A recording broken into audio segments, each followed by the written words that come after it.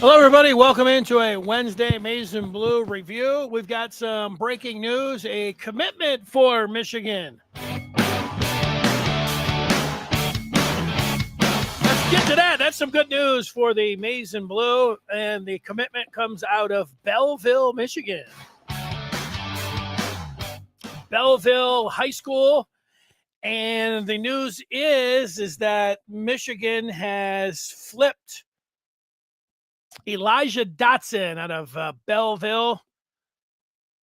He was committed to Pitt, but he is now coming to Michigan. The Wolverines flipping the defensive back today. It becomes official. Now, was it a little bit of a tease saying it was straight out of Belleville? For sure. I think for a second, maybe, you grabbed on if you didn't know that Dotson was the one. If you don't know that, I mean, it happened, over just a few minutes ago, but, you guys are on top of it as much as anything else, especially if you belong to the Maize and Blue Review. 15 minutes ago, we saw that, and speculation earlier, just trying to connect the dots. And you had Lamar Morgan, Michigan defensive back coach, putting a leading tweet up earlier in the day, and then Sharon Moore followed that up with his blue dot and then eyes, which has indicated a commitment in the past. So people got excited, but it's good to get a hometown kid and a guy like Dotson. And then does it hurt? I mean, in the recruitment of Bryce Underwood, no, it doesn't hurt. And you still, I don't know where you're at. You can have already moved on, and maybe that's a good idea for you to do so you don't get hurt.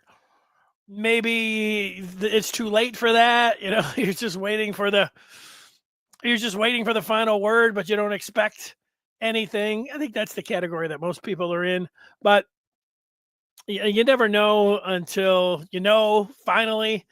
And so, you hold out hope, but this again doesn't hurt. And welcome into Dotson, who flips from Pitt. That's some pretty good news for Michigan.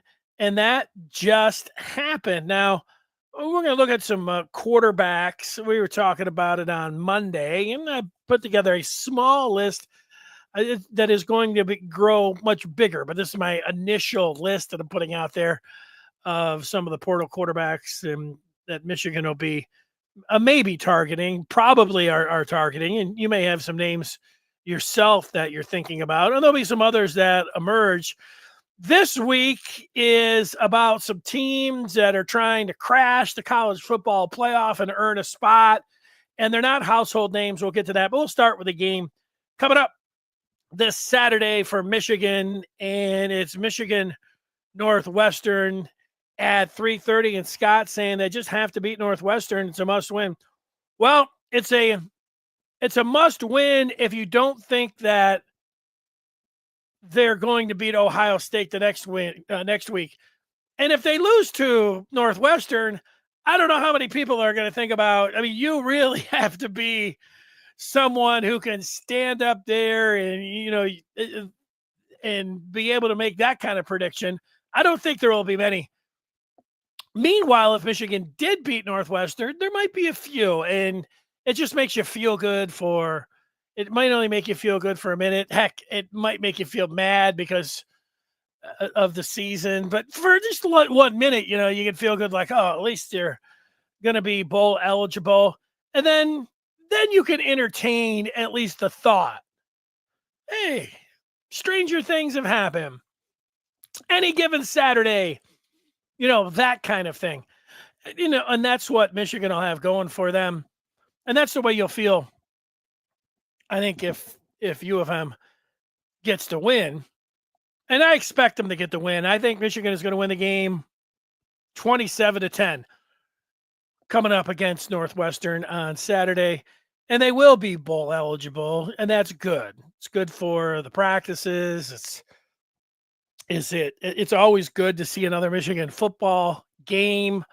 I think about that's not very often that Michigan has missed a bowl game. So it's something that you're used to in your lifetime. You play the regular season, and heck, the last 3 years, you're used to the Big Ten championship game.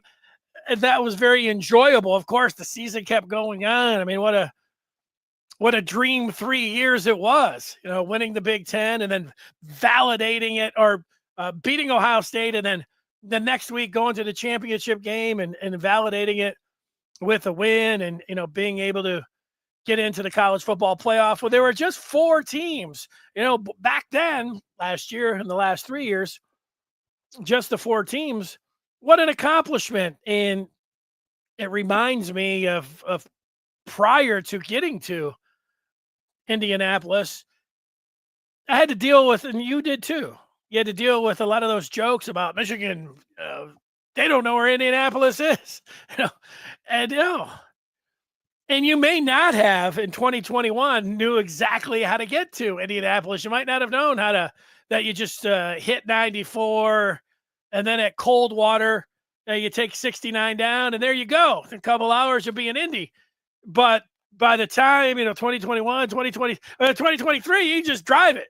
And you even plug it into your phone. You're ready to go down there, and you knew where it was at. Why am I saying all that? Well, the bowl game, it's not something that I'm trumpeting and but it's better than not going to a bowl game, even if it was the Motor City Bowl, which might not even be called that, the Little Caesars Bowl. That wouldn't even be that bad either. You could go to the game, you could just drive down there. Not too bad. So it's better than the alternative. I think we all know that, but I'm saying it, and there it is. Now, if Michigan was to lose to Northwestern, and then the likelihood of then beating Ohio State, they would lose out. That is about as rock bottom as you could get. Now, they beat Michigan State, so you could say, it could always get worse. It could have been worse, but I mean, it's pretty bad. But at least they beat Michigan State. That's about the only thing you could say. They had a great moment, Khalil Mullings did, against USC. I mean, you'd have to really think about, say, hey, these are the real positive things. Even if you went to the banquet, it would be like, okay, let's just look back at those last 3, this year, congratulations. Oh, what about those last 3 years? Look at the record from the last 3 years. If you put this one folded in there, still pretty good record.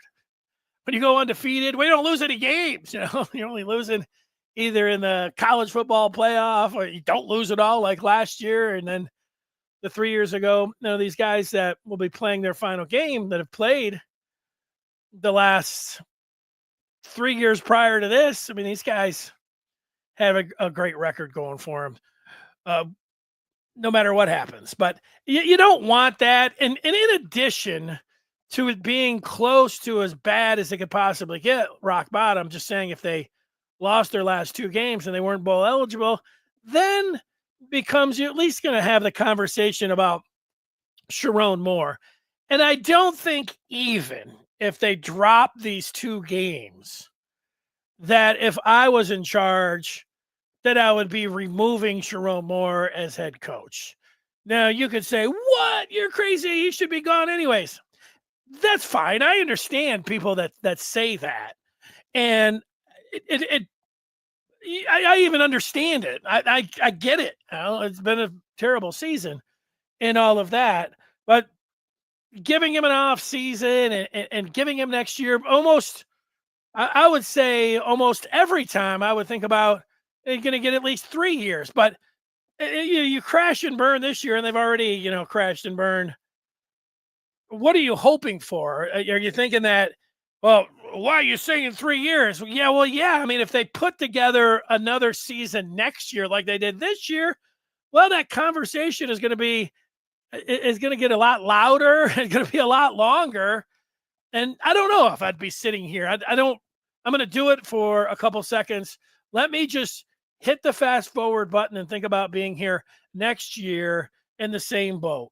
where Michigan needs, they're out of it. They're not going to make the college football playoff, and they'll need a win in one of their last 2 games even to be bowl eligible. Am I going to be sitting here saying, oh, you just get a 3rd year automatically? I don't think so. I think I should spin on my camera. I don't think so.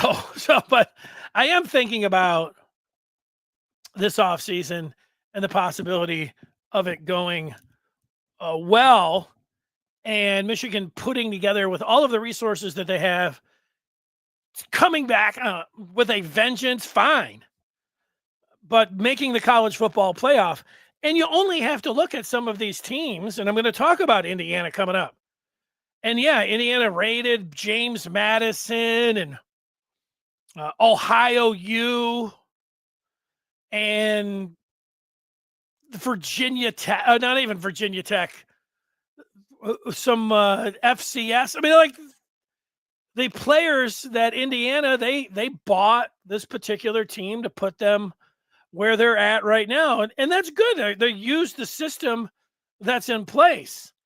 Michigan should be able to go out and attack everything. And as poorly as this season has gone, they should be able to go out and buy themselves a football team and be right in the mix for the college football playoff, if not a Big Ten championship, if not a national championship. That's what the expectation will be from me. Now, it's hard. Admittedly, it's hard. It's hard right now. I mean, we have these 2 games. We don't know what's going to happen in these 2 games, but it's hard to be like, oh, yeah, Michigan's going to come charging back with a vengeance and look at everything. But you know how it goes. They get out there, they get a quarterback, and then they start, filing in after that. They do a good job in recruiting. I don't know how much that's going to matter for this upcoming season. It could. And you get a couple players, but it's going to be a lot about the transfer portal and mostly about the quarterback. So before we go to those quarterbacks, let's go through some of the feedback right here. And Scott says, bring Biff Poggi back to the program. I think that's going to happen. Scott, he just got fired at Charlotte this week. I saw a tweet from Biff just a couple hours ago who said, he was thanking people at Charlotte, and then he said he's going to go hang out with Sharon Moore this weekend. So he might already be back. So welcome back, Biff Poggi.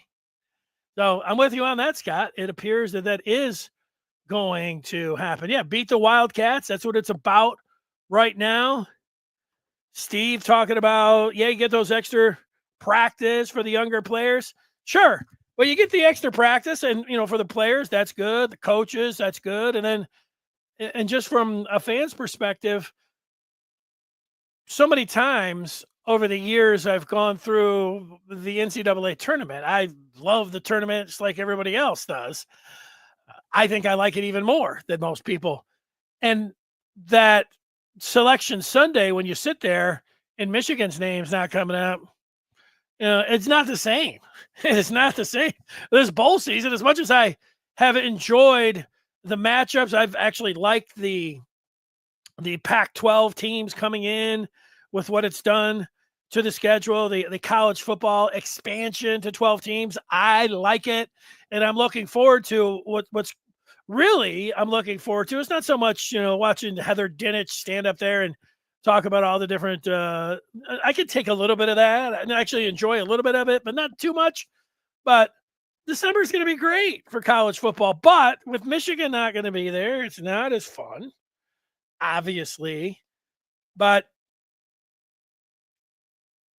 being shut out of bowl season altogether, I mean, there's one thing not to make the college football playoff, and that is the goal. And you got to make it more times than you miss. But just having another game, and who knows?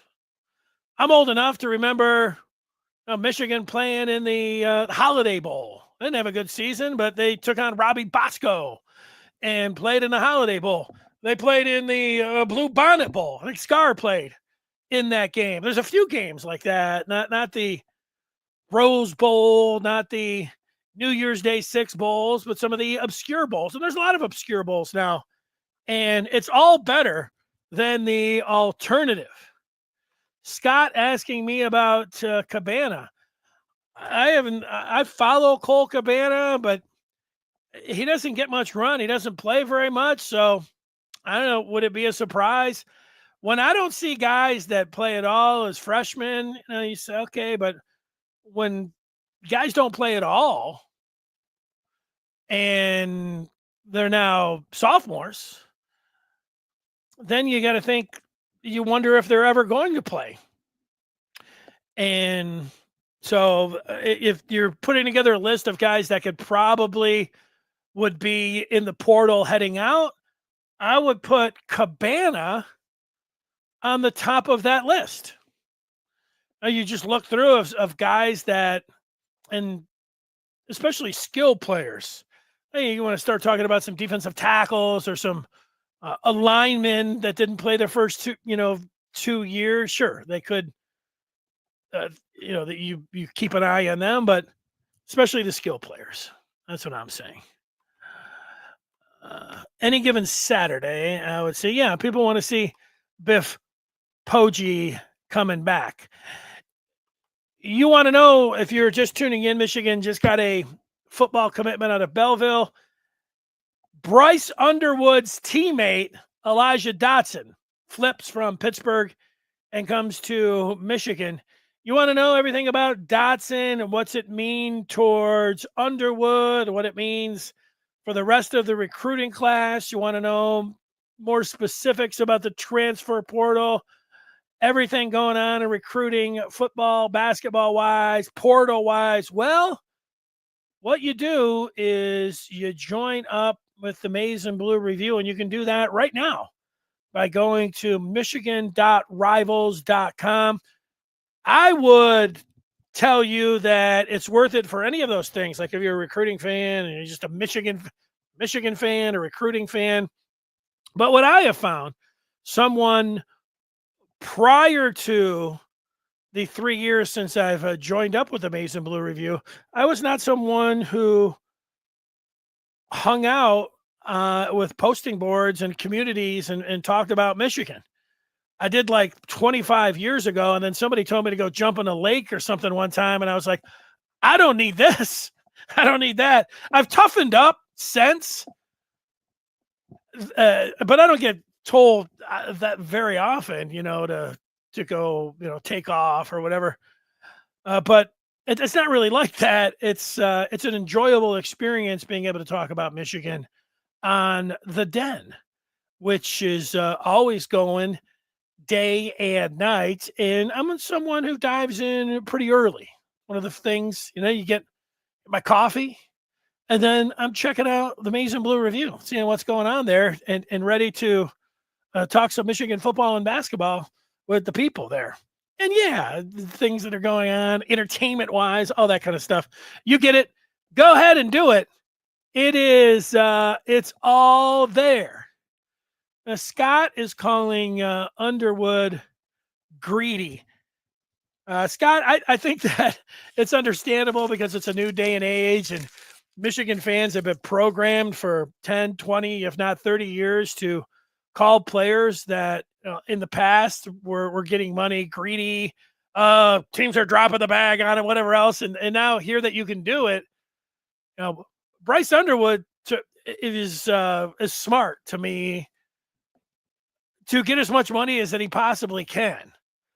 If I was somebody that was dealing with Bryce Underwood, I'd say, you've earned your spot as one of the top 1 or 2 players in all of the country.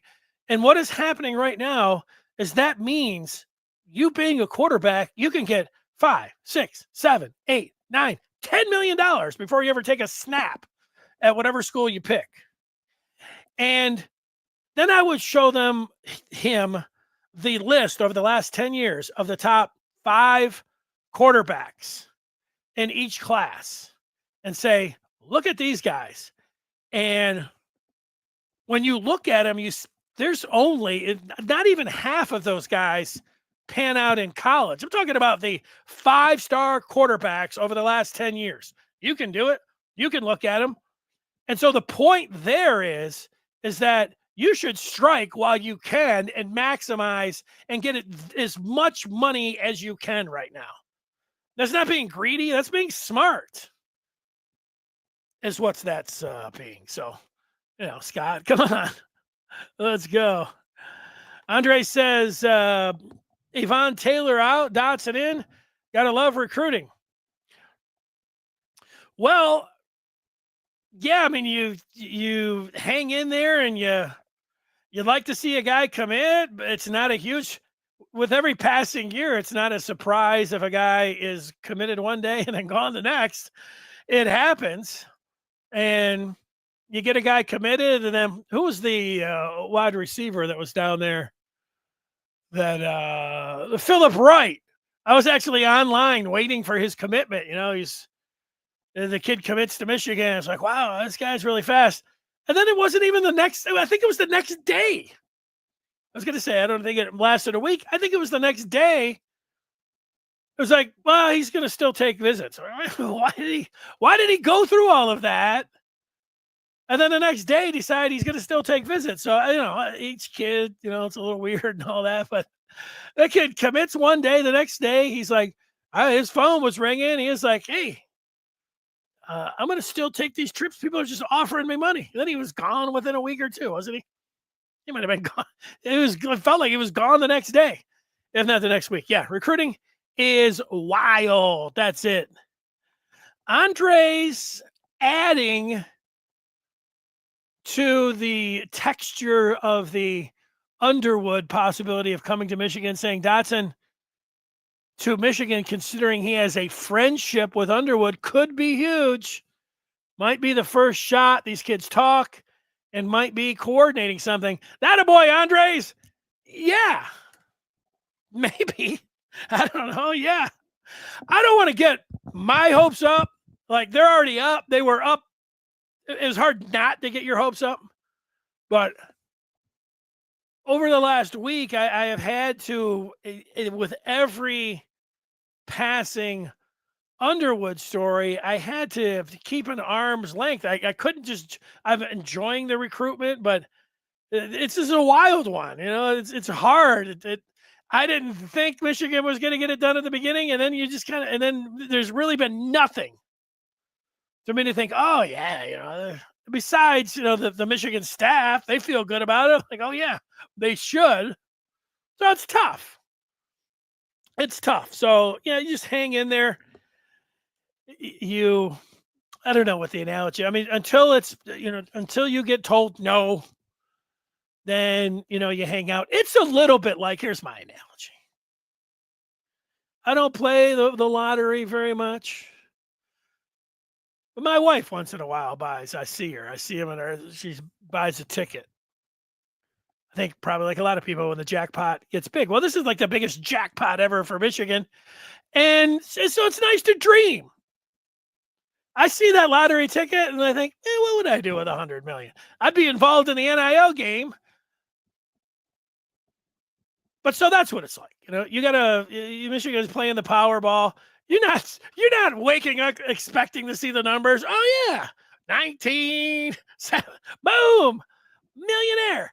But you think, oh, this would be really cool. That's how I'm approaching, and that's how I still feel about Underwood. I think Michigan has a better chance of getting Underwood than me getting struck by lightning. They always say you got a better chance of getting struck by lightning than you do of winning the Powerball. But I feel like Michigan's got a better chance at getting Underwood than I do at getting struck by lightning. So that's where we're at there. Mm-hmm. Andre's talking about Yvonne Taylor and Dotson, similarly rated. Maybe Michigan like Dotson better. Now you're really laying it on thick, Andres. I don't know. I thought Taylor. I get looking at 4 or 5 sites and then looking at the the mean score and seeing what the consensus ranking is and all that. I mean, that's probably a smart thing to do. I know Michigan. I mean, Rivals had Taylor as a 4-star and Dotson as a 3, but it doesn't matter. What's going on? Rico says, so it's true that the Underwood fund is from one donor and only for getting him as opposed to being using on other players.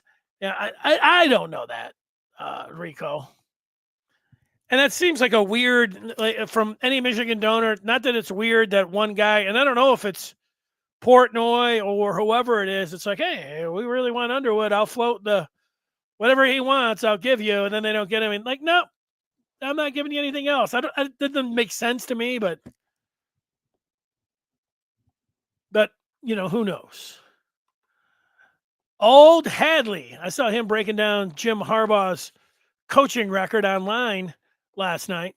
Hadley says, if Michigan does get Bryce, will Sharon still go to the portal to try to get a seasoned quarterback for next year? I think yes. I think Sharon is going to be in the portal no matter what.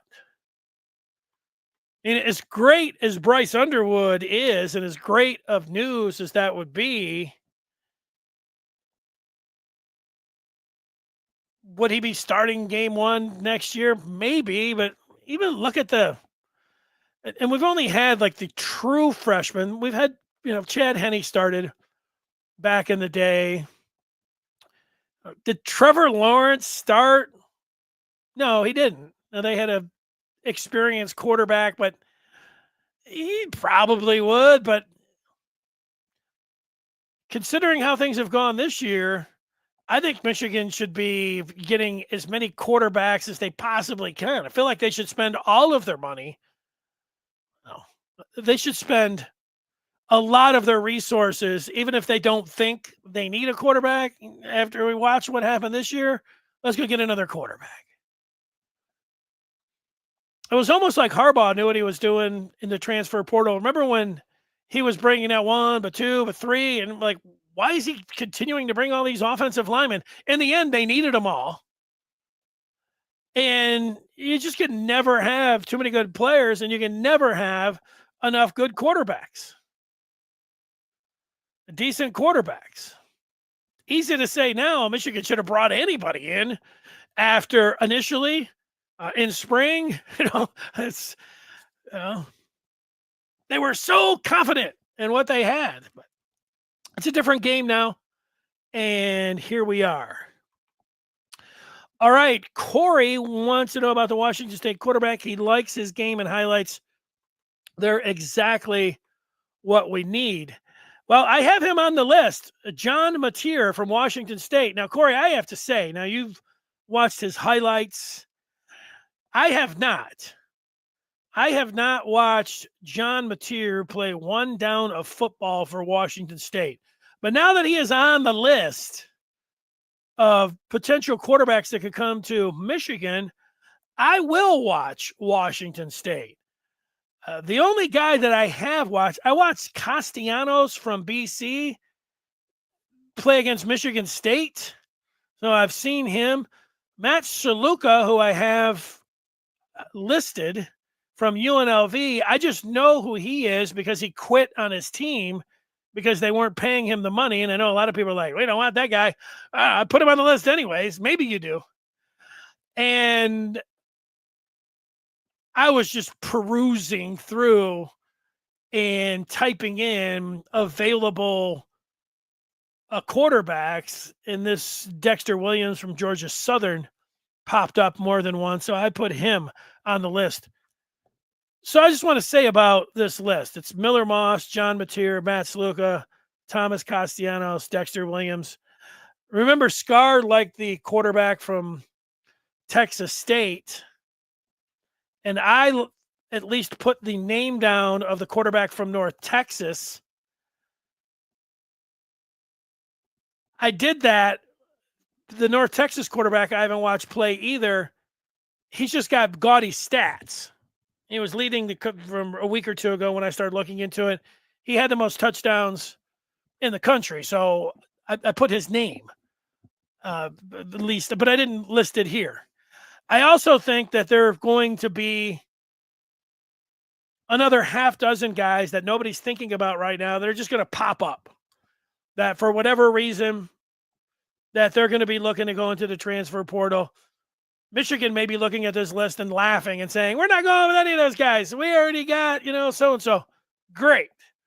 But I'm not privy to that right now. And this is the list that I have. So that's it right now. Corey says, check him out. Well, let's see where Washington State. I was looking at my Saturday, and I was really enjoying the menu of games, beginning with Ohio State and Indiana at noon. At 3:30, got Michigan Northwestern. Colorado's playing Kansas at that time, and then Notre Dame and Army is the 7 o'clock game. So I was liking all of that when I was looking at the menu, and I was thinking about picking the games. But they still have Pac-12. Here we go. Saturday at 7 o'clock, we have Washington State at Oregon State. 7 o'clock on the CW network. I'm not familiar with the old CW network. College Week Network? I don't know what that stands for. Let's see what else. I could probably YouTube and give me a good feel for old Mateer. And then, I used to think about the Apple Cup, but, with Washington now being in the Big Ten, they played that game earlier this year, and Washington State beat Washington. How about that? And then you got Wyoming, again, on the CW network, whatever that is. I think I'm going to have to try something else. Bag chaser. Hey, I got news for you. Everyone's a bag chaser now. All of the guys that are in the quarterback or the portal, they want to play, and they want to get as much money as they can. So they're all bag chasers. They all want to play, and they all want to improve their lot. They want to play, and they want money. So, yeah, they're bag chasers. That's it. And there we go. Andres is making a prediction. He says it's Miller time. Miller Moss. The new game will be a slamming high life every time Moss completes a pass for the Wolverines. Well, he's the one guy I watched, and I came away after the Michigan USC game thinking that Moss had an NFL arm. That he threw the pick to Will Johnson. But he made a throw where at least one of the throws that I looked at was like, that's just an NFL arm. But that was one where you're like, that was a special throw. Not everybody's making those kind of throws. Now he gets benched, and he's got the quarterback coach. And so, you wonder a little bit about that. But, hey, there's going to be, not everybody's coming in and you're thinking, oh, we just got, the Cam Ward. I don't know if there is going to be any Cam Wards. I know this, if there is a Cam Ward that pops up, like all of a sudden you see a quarterback that you didn't expect to be in the transfer portal, and he'll have already made his deals behind closed doors, and maybe he's already made the deal right now. But if any school out there, if there's a big-time quarterback and he has his agent, of course he's calling Michigan. Michigan has the playing time available. It's Michigan. Where else are you transferring? And then Michigan's also, they're paying top dollar. The bag is not going to stop Michigan where in the past it was. Michigan's got the bag, they got the playing time, and it's Michigan. So I feel like Michigan is going to get one of the top 2, 3, or, certainly one of the top 3 quarterbacks available out there. If it's Moss, all right. If it's Mateer, okay. If it's one of these other guys, or if it's door 3, if somebody else we don't know about. And I don't know about it's comforting, that's what I was going to say, but it's nice to know that if Michigan was still playing the game of, well, we're just not, guys are going to have to earn it. We want guys that, no. I mean, it's a different game now. Michigan's dropping a bag. That's it. All right. The last thing is the college football playoff that I wanted to talk about. If you had any other questions or points or something that you wanted me to talk about, go ahead in the feedback.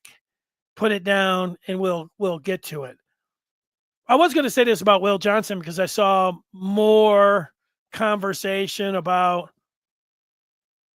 Will Johnson potentially playing on Saturday or playing against Ohio State. I think if Will Johnson doesn't play Saturday, that we're not going to see him the following week. That's it. That we're not going to see Will Johnson in the maize and blue anymore. And I think just like the game has changed a few years ago, it was very upsetting when guys opted out of the bowl game. Now, with where college football is at, when you're out of the college football playoff, I can see guys opting out, and I'm not upset about that, especially when they're hurt.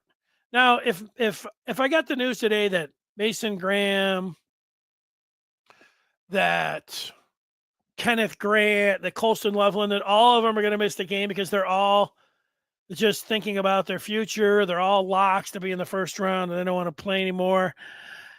It would be understandable, but also it would be understandable to be upset if you were a Michigan fan, a whole lot of them. But sitting out when you're not hurt is one thing. Having gone through the injuries that Johnson has, to me, if you get an out, and what Will Johnson has right now is an out. I know that Sharon Moore a couple of weeks ago when he talked about his injury said, it's something that he'll be able to come back from before the end of the year, which makes you think like he's just sitting out because he's got his eyes on the draft. But he's got some, at least the plausible explanation of, he had the busted up finger, shoulder, leg now, that he's just not 100%. And you could say, I would risk my top 5 draft status to play against Northwestern. I would cut off my right leg to play, sure you would. But, nobody's in the situation that Will Johnson is. So one, I'm not going to be critical of guys that are thinking about their future, that Michigan, I don't want to say they don't have anything to play for. They got bowl eligibility, but they really don't have anything to play for. And if you're hurt and you're not 100%, I understand it. The other side of it is that I'm not going to criticize him for coming back and playing. You can say, why would you? Because there'll be a lot of people that will say, why would you come back if you're going to be the top corner already off the board? Why in the world, with nothing to play for, would you come back where the only thing you can do is hurt your draft position? There'll be plenty of people. There'll be plenty of people that take that approach if they already have not.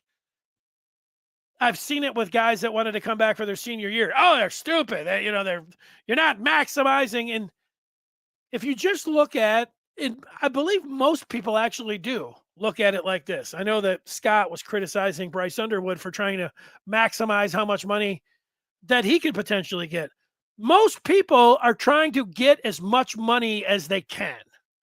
And a guy like Will Johnson, he could make $100-200 million. I mean, that's the kind of money that he's talking about. Not right off the bat, but a future in the NFL. And, if he doesn't play another snap for Michigan, if you told me that he was a lock to be a top 5 pick, I mean, I wouldn't say, I would think, a lock to be a top 10 pick. The only thing, and that's pretty good. The only thing he could do is he could hurt that. And if he wasn't 100% playing against Ohio State, could he tumble? Sure. He get hurt, tumble.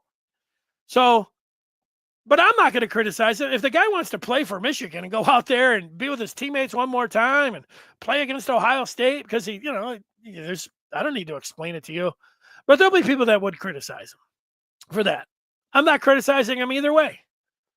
I'm just letting that play out. that doesn't, it's not going to bother me one way or the other. It's one of the adjustments I think that you have to make now in 2024 as a college football fan. A couple of years ago when Bush and Higdon, they're captains, and they both thought people didn't like that. Boy, and, I'd heard a couple former Michigan captains, they didn't like it either. That's just Michigan. And then you had Cade McNamara. He was a captain, and he was like, he pieced out, 2 years ago. It's changed. Some of the parts when we're younger, just a couple of years ago, or certainly when we were younger, playing for Michigan and never even considering, it's like, it's just Michigan the whole way. You went to Michigan because you didn't take a bag, but you were thinking about the next 50 years, and you were thinking about that, being a student athlete and all of that. And then guys started opting out for the bowl game, and then captains were opting out. And now with the college football playoff, guys, and you don't have to like it. I don't even know if you have to understand it. Everybody's going to have their opinion on it. Mine, again, I'm not criticizing Will Johnson if he doesn't play. I understand it. I will feel that, and I don't even know if he won't be 100%, but he could be. He's got that out where people don't know. But the other side is if he comes back, I'm not criticizing him either. And again, that'd be criticism either way it goes for that. So that's how it goes. Andre's just talking about Grant Mason coming back. No, I was talking about them hypothetically. What if they just didn't want to play? What if they just were like, no, we're shutting it down now? There'd be some people like, damn, out against Northwestern, out against Ohio State. You get it. Just thinking about that draft position, but, people would be a little critical of them there. And understandable. It's one thing, too, that I would remind these players is that, sure, they're teammates, and I think their teammates understand it. But the fans would ride these guys, and they're even doing it with Johnson, would be like, you're not a Michigan man, or, might say some things like that. That's not going to be what everybody says. But time changes that. You won't even remember it. Even the diehards that are like, I'm never, they end up forgetting about it. And then, in fact, they end up liking the guy. There's plenty of instances. It's one of those things now that, sure, it's nice to be young and enthusiastic, and that's what people want in sports and everything. But there's also the other side of the value of having some experience and have gone through some things. I can recall myself in a number of situations saying I was never going to watch baseball again because those rotten bastards canceled the World Series, and and I took about 10 years off from Major League Baseball, but I came back. I said the same thing with hockey, and because of my circumstances, I almost had to come back and get back in the NHL because I was covering the Red Wings, so it was difficult to do. But when Barry Sanders retired, I was like, the hell with this guy. On the day before, he could have handled it way better. He still could have handled it way better, but time with Barry Sanders, he really didn't want to play football anymore. And, people thought he was just trying to get out of Detroit. But, Barry Sanders is beloved. And people blamed the Lions, not Barry Sanders, for doing it. And it just keeps going. I remember Rip Hamilton. He couldn't have acted less like a teammate, and he couldn't have been any more of kind of a jerk, but he just totally checked out, wasn't helping the team out at all. And Rip comes back all the time, and it's, yes, sir, woo, going away, everybody loves him. And, oh, yeah, Will Johnson won a championship, so you couldn't be mad at him. Again, I just spent a lot of time on that, but that's just giving you a little perspective on that. So nobody wants Ohio State to win this week, but for Indiana, they are the team that everyone's talking about because they're undefeated. I don't think if I want them to beat Ohio State, if they don't look like a college football playoff team against Ohio State, like they get rolled, they get beat by, 15, 20, 30 points, they should get passed up. That's nobody wants to watch them. if they get rolled by Ohio State, they don't have a good win on their resume. I don't care that they just have one loss. It's like, boo. And your history matters of being, whether you like that or not. There's nothing blue blood. Nobody wants to watch Indiana football. Now, if they beat Ohio State, of course, it's a great story. Yeah, you would want to watch them then.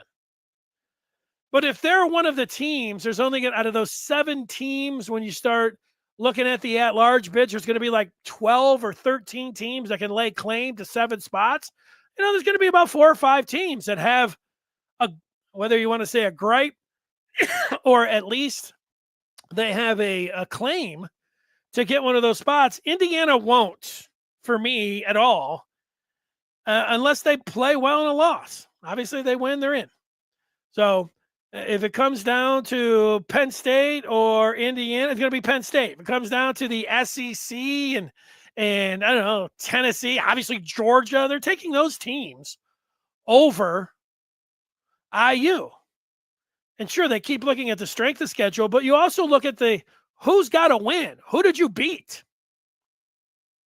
That's been some of the things where, and it's nice that they have the group of 5 who don't really, you look down and say, I don't know of any of these teams, but there's undefeated group of 5 teams that are like, we've done what we can do, but you haven't beat anybody. But they'll get their chance. So that's what I wanted to say about Indiana. And the same thing applies to Army. Great story. Who wouldn't want to see Army? I'm going to be rooting for Indiana and Army on Saturday. Army against Notre Dame, Indiana against Ohio State. But if those teams lose, they're out. I don't know what Heather Dinich is up there. I don't think Heather Dinich wants Indiana in either. So I'll be with Heather Dinich there. So that's it. Okay. Before I leave, I'll look at some of the feedback and what the people are saying. And let's go through. Rip, I've never seen him before. He's talking about going to look at something. Chris is talking about composites. Will can get ready for the NFL. He's done a lot from our program. Yeah, I agree with that. Rip coming back, looking at ESPN, talking about all 3. I don't know what 3 he's talking about. I missed that. Andres is talking about Grant and Graham being 3 stars. That's why Harbaugh said they were gifts from the football gods. I think we've already been through this. There's no way that Grant and Graham, I don't know if anybody is holding out hope or thinking they're coming back. I don't think so. Chris talking about composite rankings or the worst recruiting sites rankings or doing things. That's what, that's the one thing about, recruiting. I mean, you could be looking at Rivals, somebody else could be looking at the other 2 or 3, and you could be like, this guy's great. And no, he's not. And then, so I get, composite ranking is a nice way to go about things, unless, you could say, wow, that if somebody, people that are new to recruiting and they start wading in, they're like, wait, and this is actually, I've always followed recruiting, but I have to follow it a lot closer now. The amount, and you can never fool anybody that's in recruiting, because you're not only following what Rivals has to say, you're looking what all other 3 or 4 sites have to say, and you're any of their experts or people that follow it, whatever they say, you're comparing and contrasting with everybody else. I almost have to follow and know what all these other guys are saying, because half of the time you guys are like talking, in circles, and I'm like, what are you talking about? I'm like, oh, old so-and-so had something to say that ticked everybody off, but that's it. Cut from a different cloth has got an anecdotal story about Barry. He said, I met him one time when he came to the CCRB to play basketball. He was super cool too. Well, you know what? Cut from a different cloth. When I started out my radio career, there was a couple things that I thought, but one of the things that I can remember thinking was, I want to stay a fan in some ways with the teams that I like. And so I was like, I like Steve Yzerman. I don't ever want to interview Steve Yzerman. I don't want to have to be a reporter and play things straight down the middle. I want to stay and be a fan of Steve Yzerman. So I did that. Joe Dumars was still playing. It's like, I want to just be a fan of Joe Dumars. I want to do that. Alan Trammell, I wanted to do that. And then it was Barry Sanders. And out of those four, Barry Sanders was the only one that I was actually successful in being able to just stay and be a fan. He was at some kind of event signing autographs one time, and that was the closest that I got to Barry. And that was it. And that was that.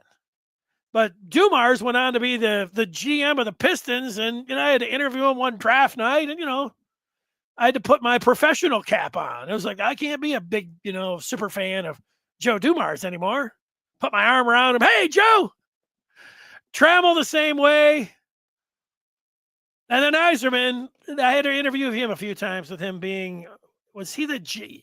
He had gone on before he was the Red Wing GM. I think he was doing something with Canada.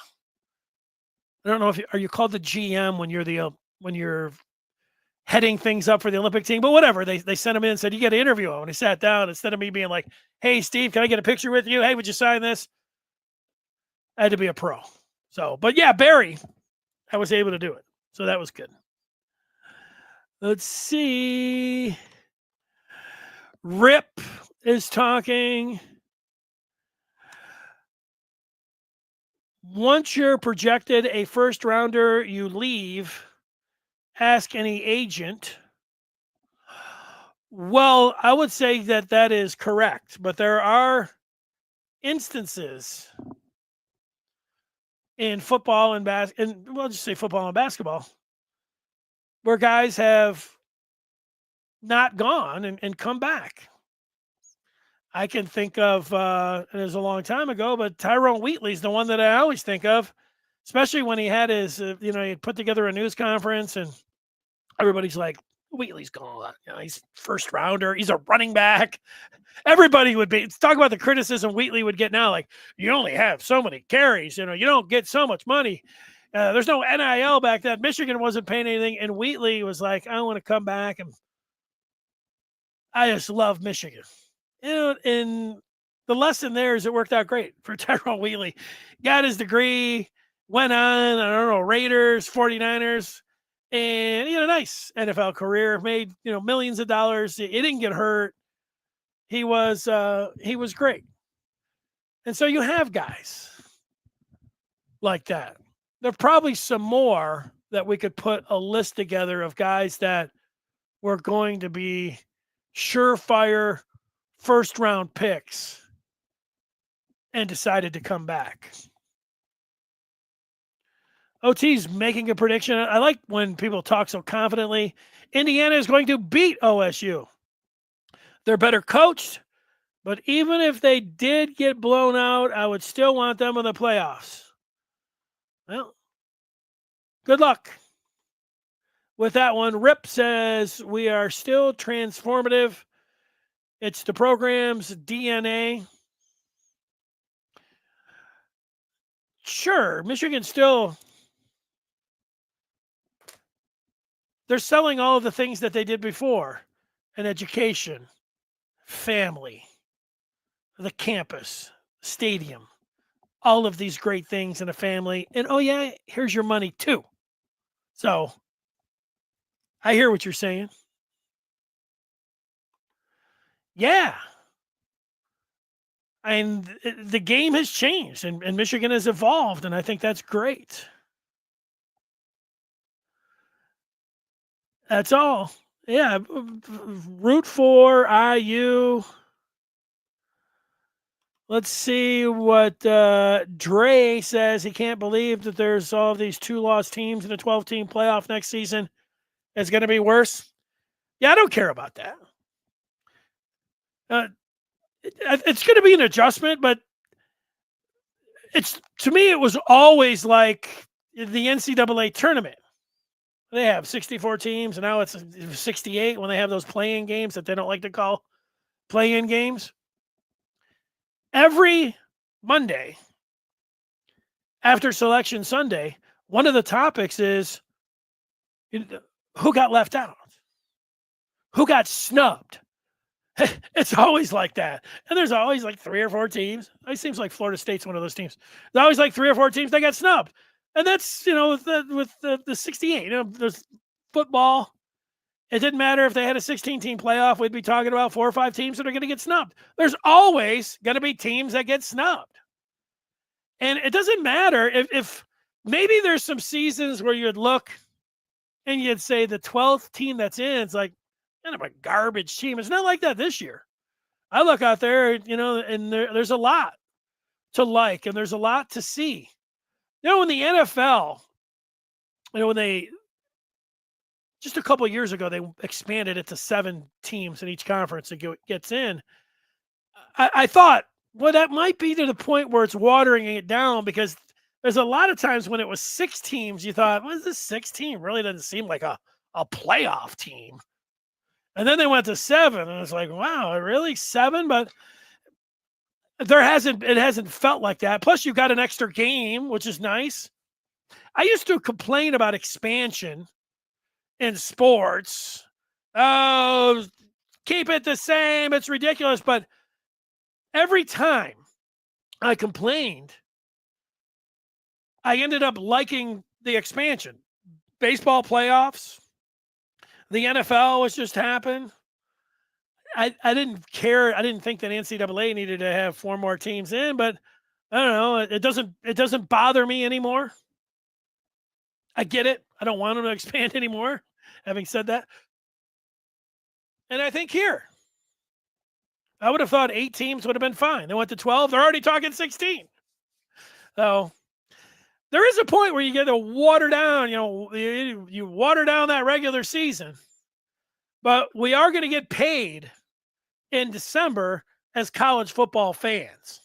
I don't know how much you've looked at it. If you like football and if you like pro and college football, the amount of games when December rolls around, the championship week, and we will all be looking at the transfer portal and recruiting, which are happening with a weekend there while these games are going on. But you're going to have NFL playoff games, college football playoff games. I think it's going to be great. There's my prediction for you. Okay, couple more. Don says, why develop only to have guys hit the portal to help another team?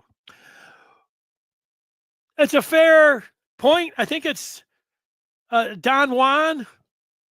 I think it's the number one conversation to have with college football, not on the field. And Deion last week said it. It's like, Deion's like, I'm only recruiting 8 guys. Only 2 or 3 of them are going to play for me anyways, and the rest are going to, get out of here. So he's putting everything into the transfer portal. You get that. Now, what you'd like to do is do it like the big-time programs. And Michigan, they're right there. They were actually in that group for a second last year, and obviously the last 3 years they busted in there, and now they've fallen out. But Michigan should be doing both. Bringing a bunch in, you never know who stays, and who's developing, and who's going to help you on special teams, and you get them in first. The guys, and then half of them are shipping out, and then you're going out into the transfer portal. So you want to do both if you're a big-time program. Yeah, I don't know. Jake Butt seems like he's doing just fine. And again, maybe you put Jake Butt. He had the insurance policy. He's so he got the money that he slid down because of his injury. I don't know how much money he made in his NFL career, but he's doing great now. And Butt talks about it a lot. He wouldn't change anything. not every single person is always taking every move to maximize how much money they're making. And maybe that's it what Scott was talking about earlier with Underwood, calling him greedy. Maybe there is a quarterback who might take $1 million or so less, and they would come to Michigan because he loved Michigan. And there still is that part to it. But I think Jake Butt's probably a millionaire, and the way that his broadcasting career is going, he's going to be in this game for another 30, 40 years. Who knows how much money he's going to make there? He's fine. So, and he said he would do it again. Now, you might not want to, Scott. I don't think Zavada can come back. I could be wrong about that, but I don't think so. I think he's out. Dre's already talking about the next OC, T. Martin, Tommy Reese, Davis Webb, Greasy, Josh McCown. That's a nice name.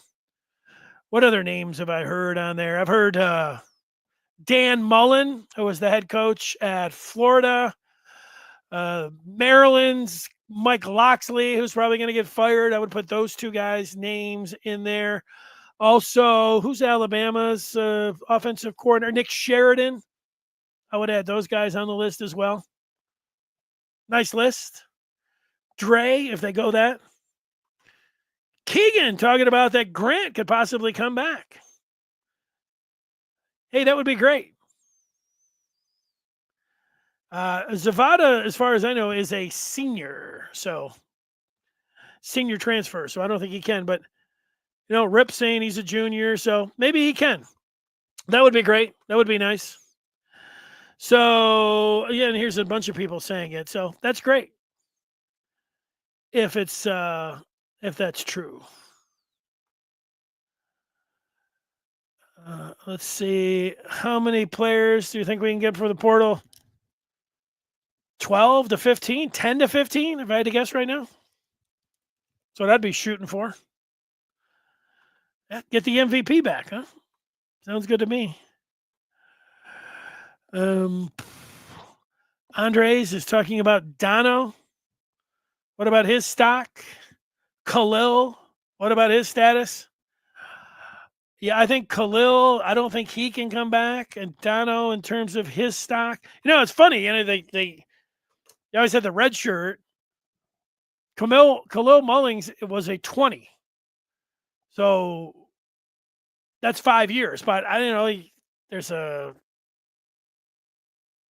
COVID year, and you can always kind of slide some kind of waiver in there. It always seems like you can get an extra year if you want it, right? So there you go. Here's a little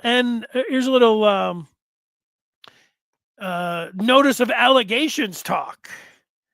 It's are we going to find out what U of M's response is? Well, it's the 90 days, and then there's going to be Michigan's response to whatever they think about the notice of allegations. That's going to be a fun day for everyone. My hope, Rico, with the NOA is that that Ward Manuel hammers this out behind the scenes, and there's as little as publicity as possible with the notice of allegations. Now, if it's something obviously that Michigan doesn't like and they want to deal with it, then it could be different, or the NCAA doesn't like to read whatever. Hopefully they've been able to do this behind closed doors, and it's not this like wildfire of. But having said all that, my guess is that we're going to have a couple days of wildfire of having to go through all of it again. Cheeseburger, or no, that's not about, scallions. There it is. So all of it. That's it. I'm going to say no to Cade McNamara playing in the pros. And let's see. We've got Smash saying it's $25 to get in the door this Saturday. Buy tickets and go. I need to see a full stadium. I didn't even know that was up for question. that Michigan could lose their sellout streak. That there's a few people that want to see a one and done for Sharon Moore. Like this is when I was saying that, this is pretty close to the rock bottom, like especially if they would lose to Northwestern and then obviously Ohio State. So there's always ways to go further down. It's not a lot of fun. Not selling out the stadium for Northwestern, then losing the game and then getting smacked around. There you go. That would be pretty far down there when it came to it. People would be voting with their wallets then. Let's see. My guess is, I haven't looked at the weather there. Wasn't there some snow coming through or whatever else? There might be some people like, you want to get some tickets? Might be able to get some tickets there. Well, I hope you're coming in. Smash. I like the sellout streak to continue. I like a full big house. That's for sure. So that's going to do it. Thanks so much for watching. We'll continue this conversation over on The Den, where we talk about Michigan football and everything that's going on there, from recruiting to this weekend's upcoming game and anything else under the sun, kind of like we did here. Names being thrown around left and right. What's real, what's not. Let's do it. Go ahead and smash that like button. If you're someone who's new to the show and you've never followed us before, we ask you to do that and do all the other things. We love comments on any of the podcasts. If you comment on this particular pod, I get those and I kind of keep that conversation. It's kind of like an easy conversation back and forth with me on this pod right now, not in the messages off to the side right now, but the actual podcast underneath. I see all of those and I try to. I was going to say I comment back on every single one of them. I try to. So try it out. See if that happens. Until Friday. Actually, I'll see you tomorrow night after the Michigan basketball game. We'll be back here on Friday talking about Michigan, Northwestern, and anything else going on with Michigan football. Until then, have yourself a great day. Thanks for joining us. So long.